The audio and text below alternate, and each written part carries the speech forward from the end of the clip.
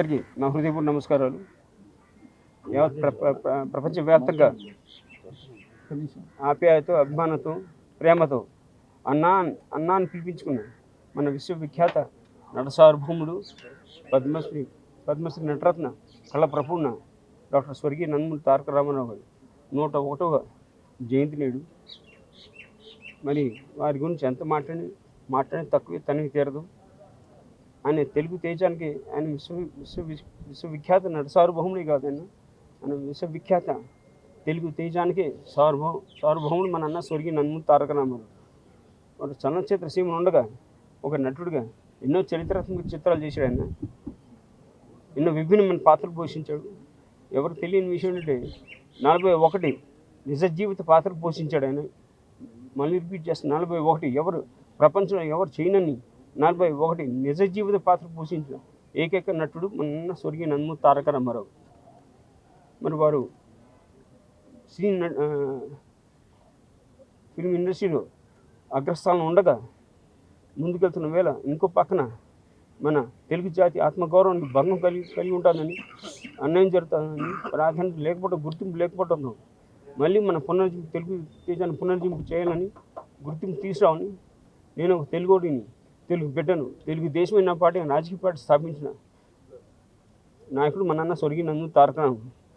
ఆయన 9 నెలలను ప్రభుత్వం ఏర్పాటు చేసి, అలాగే రాష్ట్ర వ్యాప్తంగా తెలుగు రాష్ట్ర ప్రజలు వారికి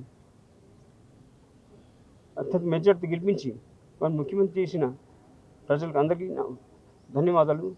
అలాగే వారు ముఖ్యమైన తర్వాత బలహీన వర్గాలకు, పేద ప్రజలకు, పేద పెన్నిదిగా, రైతులకు అన్నదాతగా, కార్మిక సోదరులకు దన్నుగా, ఆడపడుచు అన్నగా నిలబడి ఎన్నెన్నో సంక్షేమ పథకాలు అందించిన నాయకుడు మన అన్న ఎన్టీఆర్. లేకపోతే ఈ యొక్క గ్రామీణ క్రాంతి పథకాలు అయితేనేమి, లేకపోతే ఈ యొక్క సహకార సంఘాల కింద రైతులకు అన్నీ ఒకే చోట్ల లభ్యమయ్యేటట్టు ఇటువంటి ఎన్నెన్నో, అలాగే మహిళల కోసం ఈ యొక్క పద్మావతి విశ్వవిద్యాలయం అయితేనేమి, ఇక్కడ తెలంగాణలో జియో 610 అమలు చేయడం అయితేనేమి, ఇటువంటివి ఎన్నెన్నో సంస్కరణలు, పథకాలని ఆయన అభివృద్ధి, సంక్షేమ రెండు కళ్ళలాగా ఈ రాష్ట్రాన్ని ముందుకు తీసుకెళ్ళడం జరిగింది. ఇప్పుడు ఆయన్ని, పార్టీని, మరి ఆయన అందరూ కూడా కార్యకర్తలు ఆయనే స్ఫూర్తిగా తీసుకుని ఇక ముందు పార్టీని ముందుకు తీసుకెళ్తామని ఈ సందర్భంగా అందరూ కూడా ప్రమాణం చేస్తూ ఆయనకు ఘన నివాళులు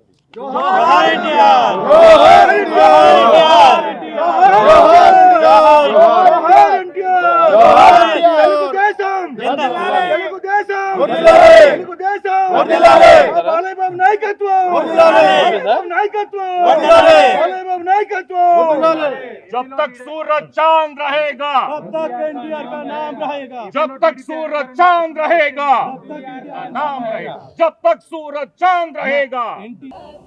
వారి సంక్షేమ పథకాలు కాకుండా వైద్య, విద్య, నూతన పాలసీకి పాల్పోసిన ఏకైక నాయకుడు మన అన్న స్వర్గీయ నందమూరి తారక రామారావు. ఇలా ఎన్నెన్నో సంక్షేమ పథకాలు ఇక్కడ మన రాష్ట్రంలో కాకుండా భారతదేశం అంతా ఇవాళ కూడా ఆయన సంక్షేమ పథకాలు వేరే పేరిట అమలవుతున్న విషయం అందరూ తెలిసిన విషయం ఇది. ఆ తర్వాత తెలుగు భాష ఎంతో ప్రాధాన్యత ఇచ్చిన మన అన్న ఎన్టీఆర్ ప్రతి ప్రభుత్వ కార్యాలయ పటాలపై, ప్రభుత్వ వాహనాలపై తెలుగు సువర్ణాక్షరాలతో ఉండాలని చేపట్టింది మన అన్న స్వర్గీయ నందమూరి తారక రామారావు గారు. అలాగే అన్నదానం కనిపించిన దానం లేదని నమ్మి పాటించాడు ఆయన.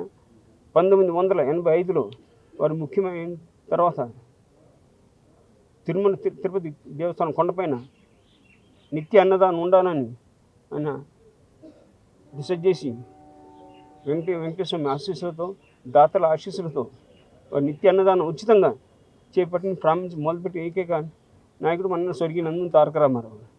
అలాగే తెలుగు జాతి మనది, నిండుకు వెలుగు జాతి మనది, ప్రాంతాలు వేరైనా మనందరం ఒకటేనన్న కుల మత ప్రాంతాలకు అతీతంగా మన తెలుగు గడ్డను అభివృద్ధి చేసిన ఏకైక నాయకుడు మన స్వర్గీయ నందమూరి తారక రామారావు. వారు తెలుగు జాతికి వారు విశ్వవిఖ్యాత నట సార్వభౌముడు కాదు, విశ్వవిఖ్యాత తెలుగు తేజానికి సార్వభౌముడు అన్న నందమూరి తారక రామారావు గారు. వారు నాటికి నేటికి ఎప్పటికీ తెలుగు జాతి, తెలుగు గడ్డ, తెలుగు నేల, తెలుగు భాష ఉన్నంతకాలం వారి రామనామం చిరస్మరణీయం. అలాగే ఇక్కడ వచ్చిన మన అభిమానులు కానివ్వండి, మా కుటుంబ శ్రేయభిలాషకు, తెలుగుదేశం పార్టీ వీరసేన కార్యకర్తలకి, నాయకులకి అందరికీ నా హృదయపూర్వక నమస్కారం తెలియజేస్తూ సెలవు తీసుకున్నాను. జోహార్ అండ్ ఎన్టీఆర్, జై తెలుగుదేశం. నమస్కారం. నందమూరి తారక రామారావు గారు ఆంధ్ర, రాయలసీమ, తెలంగాణ 3 ప్రాంతాలలో శాసనసభ్యునిగా గెలిచినటువంటి ఏకైక నాయకుడు ఎన్టీఆర్. అదేవిధంగా భారతదేశంలో ఏకైక ముఖ్యమంత్రి మాల మాదిగలకు ఆశ్రమ పాఠశాలలు అందించింది.